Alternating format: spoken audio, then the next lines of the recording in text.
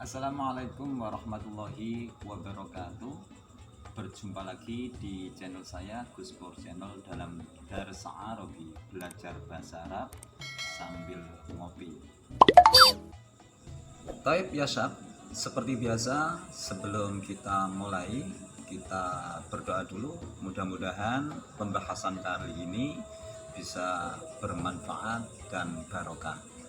Nabda bi qiraatil basmalah. Bismillahirrahmanirrahim.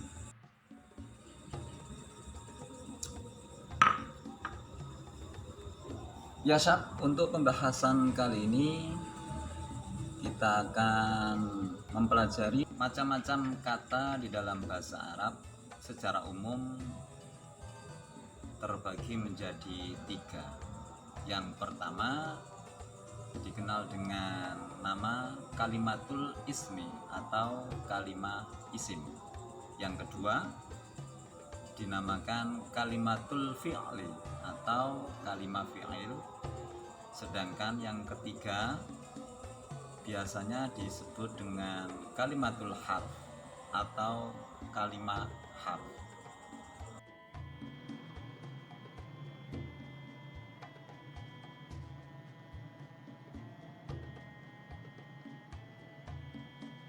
Taib ya Syab, seperti yang sudah kita awali tadi, kali ini kita akan membahas tentang kalimatul ismi atau kalimat isim.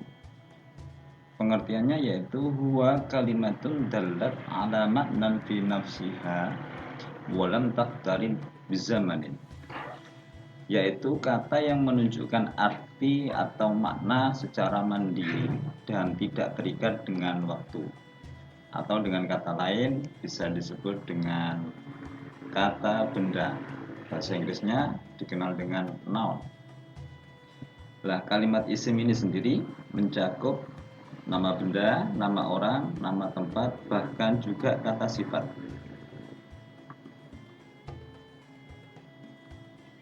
Contoh misalnya, nama benda di dalamnya termasuk nama hewan dan tumbuhan. Kitabun, qolamun, samakun, tufahun, sayyaratun, ila akhirih, dan seterusnya. Kitabun bermakna buku, qolamun ballpoint, samakun ikan, tufahun apel, sayyaratun mobil.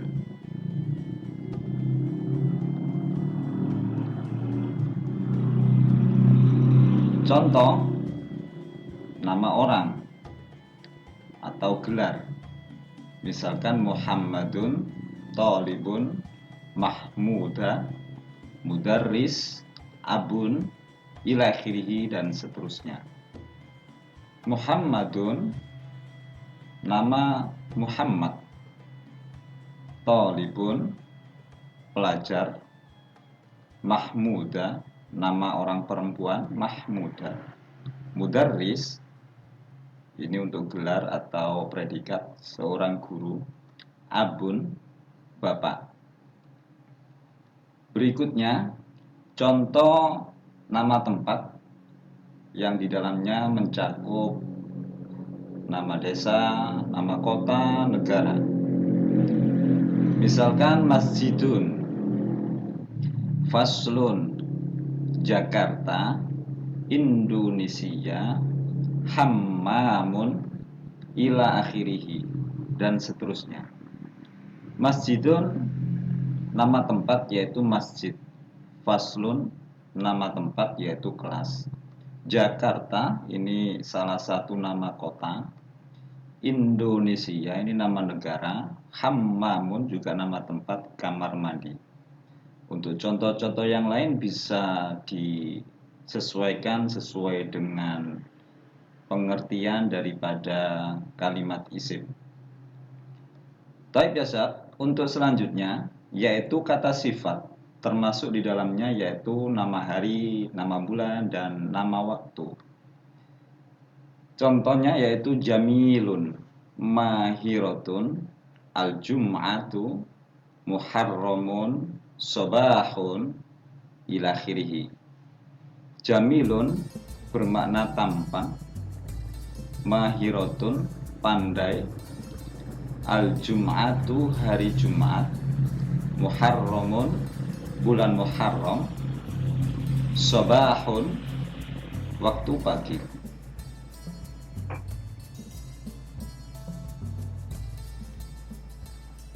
Pembahasan yang kedua, kalimat fi'il atau kalimatul fi'li. Pengertiannya, huwa kalimatun dallat ala maknan fi nafsiha waqtaronat bizamanin. Yaitu kata yang menunjukkan arti atau makna aktivitas secara mandiri serta terikat dengan waktu. Kata lainnya yaitu kata kerja. Kalau dalam bahasa Indonesia, biasa, atau dalam bahasa Inggris dikenal dengan istilah verb. Yang dimaksud dengan waktu, terikat dengan waktu yang pertama yaitu waktu menunjukkan waktu lampau atau yang telah lewat, dikenal dengan nama madhi. Contoh, zahaba artinya pergi, qara'a membaca, sami'a mendengar. Sedangkan waktu yang kedua ini dikenal dengan mudhari yang mengandung makna waktu sedang atau akan, yaitu aktivitas yang sedang berlangsung atau aktivitas yang akan berlangsung. Misal contoh, yadhabu pergi, kalau dikaitkan dengan waktu sedang pergi atau akan pergi. Yaqra'u artinya membaca, kalau dikaitkan dengan waktunya berarti yaqra'u sedang membaca atau akan membaca. Yasma'u artinya mendengar, kalau dikaitkan dengan waktu mudhari berarti yasma'u sedang mendengar atau akan mendengar. Baik, biasa catatan, biasanya untuk mencari kata kerja di dalam kamus itu secara umum tertulis sebagaimana yang kami tampilkan ini secara umum, yaitu dhahaba yadhabu. Dhahaba yadhabu ini mempunyai arti pergi. Qara'a yaqra'u mempunyai arti membaca. Sami'a yasma'u mempunyai arti mendengar. Sedangkan kata yang depan ini dikenal dengan madhi atau fi'lun madhi, kata kerja yang mempunyai waktu lampau. Jadi dhahaba, qara'a, sami'a ini kategorinya adalah kata kerja yang mempunyai waktu madhi. Sedangkan yadhabu, yaqra'u dan yasma'u ini mengandung waktu mudhari, yakni sedang atau akan. Jadi jangan bingung ya. Untuk mencari kata kerja di dalam kamus itu biasanya tertulis dua seperti ini. Yang depan kategorinya atau kelompoknya adalah madhi, sedangkan kata yang berikutnya yang kedua ini adalah kategorinya mudhari. Walaupun artinya sama-sama, pergi, membaca, mendengar. Baik, biasa.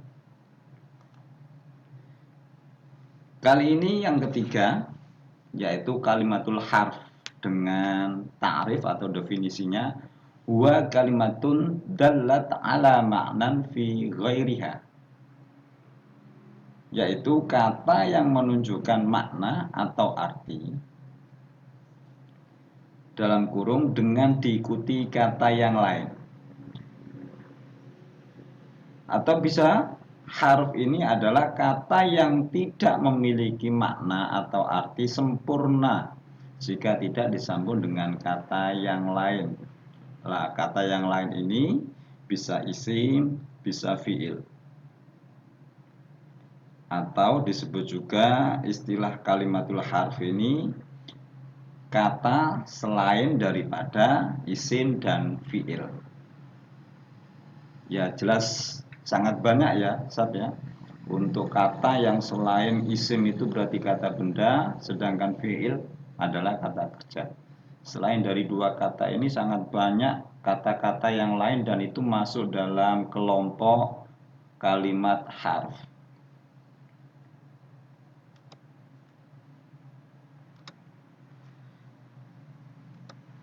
Di antara kata harf, ini cakupan yang bisa kami tampilkan.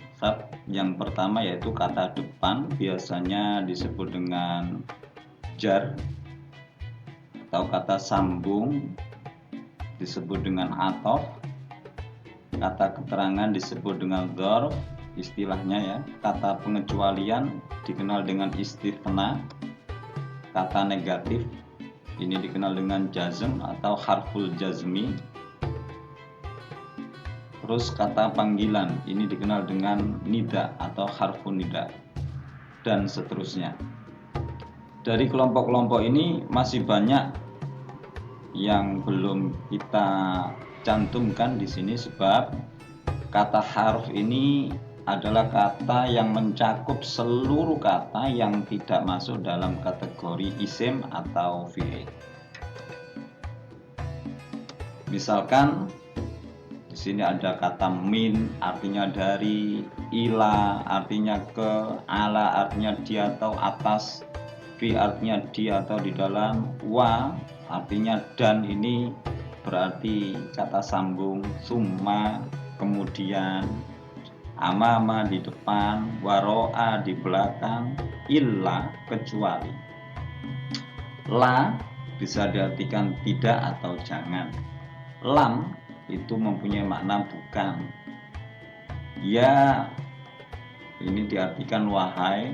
Ayyuha juga wahai, atau digabungkan ya ayyuha. Ini banyak sekali dalam Al-Quran. Ya ayyuhalladzina amanu, wahai orang-orang yang beriman. Kalau dibuat contoh, hatta ini juga kata di dalam bahasa Arab artinya sehingga. An artinya bahwa, anna sesungguhnya, dan seterusnya ya Sab. Jadi kelompok kata harf ini mencakup kata yang bukan dari isim dan fi'il. Dan harf ini tidak akan bermakna sempurna jika tidak disambung dengan isim atau fi'il. Min tidak akan sempurna maknanya kalau tidak disambung dengan isim atau fi'il. Jadi catatannya secara umum, harf ini bisa masuk atau bisa bersanding dengan isim, bisa bersanding dengan fi'il. Dan ada juga yang khusus bisa masuk kepada isim saja, tidak bisa kepada fi'il. Atau khusus masuk kepada fi'il, tidak bisa kepada isim. Atau bisa masuk kepada kedua-duanya, bisa disertakan isim atau fi'il. Baik ya Sab, saya kira penjelasan yang sangat singkat ini bisa memberikan pemahaman dan barokah untuk kita semua. Baik ya Sab, saya rasa untuk pembahasan kali ini mudah-mudahan bermanfaat untuk kita semua. Dan seperti biasa, sebelum kita akhiri, kita membaca kalimat hamdalah. Nakhtatim bi qiraatil hamdalah. Alhamdulillahirabbil alamin. Assalamualaikum warahmatullahi wabarakatuh. Ilal liqa.